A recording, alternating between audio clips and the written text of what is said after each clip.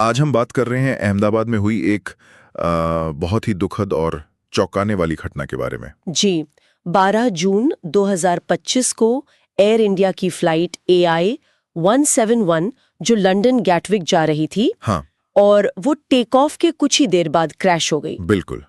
ये Boeing 787-8 Dreamliner विमान था, VTANB। और ये गिरा मेघानी नगर इलाके में BJ मेडिकल कॉलेज हॉस्टल पर, सिर्फ 600 फीट की ऊंचाई से। जी, मतलब उड़ान भरी ही थी कि ये हादसा हो गया।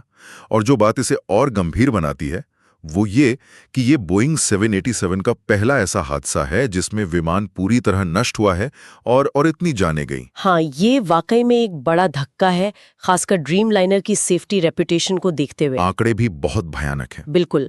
विमान में कुल 242 लोग थे, 230 यात्री और 12 क्रू सदस्य। और उनमें से 241 की दुखद मृत्यु हो गई। और सिर्फ विमान में ही नहीं, जमीन पर भी इसका भयानक असर पड़ा। हाँ, जमीन पर भी। हॉस्टल में जहां विमान गिरा वहां कम से कम 38 लोगों की जान चली गई। और उनमें मेडिकल कॉलेज के छात्र भी थे। जी, 8 मेडिकल छात्र थे। हादसा हुआ भी दोपहर के खाने के वक्त, तो जाहिर है वहां लोग मौजूद थे। ओहो, और दुर्घटना के बाद आग और धुएं की बात भी सामने आई थी ना? हाँ, भीषण आग लग गई थी मलबे में, और घना काला धुआं जो आसपास के रिहायशी इलाके में फैल गया था। बचाव कार्य बहुत मुश्किल रहा होगा। बचाव कार्यों में कौन कौन सी टीमें शामिल थीं? कई टीमें थीं। NDRF, CISF, fire brigade, police, सब मौके पर थे। लेकिन एक बड़ी चुनौती थी। क्या?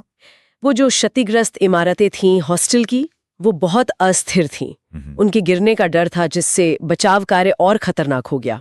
इस सब के बीच एक अविश्वसनीय सी बात भी है। जी हाँ, एक व्यक्ति जीवित बच गया। विमान में सवार 242 लोगों में से सिर्फ एक कुल विश्वेश्वर कुमार रमेश, 40 साल के ब्रिटिश नागरिक, वो सीट 11A पर थे। और उन्हें मामूली चोटें आई। हाँ, ये तो वाकई चमत्कार है। हाँ, किसी चमत्कार से कम नहीं।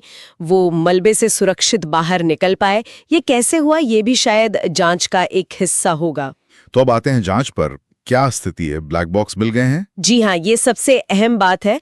फ्लाइट डेटा रिकॉर्डर और कॉकपिट वॉइस रिकॉर्डर दोनों बरामद कर लिए गए हैं। और जांच कौन कर रहा है? भारत की विमान दुर्घटना जांच ब्यूरो यानी AAIB, वो इस जांच को लीड कर रही है। लेकिन उन्हें तकनीकी सहायता मिल रही है UK से, अमेरिका से, NTSB और FAA, कनाडा और खुद बोइंग से भी। शुरुआती जांच में कुछ अंदाजा लग रहा है कि हुआ क्या होगा?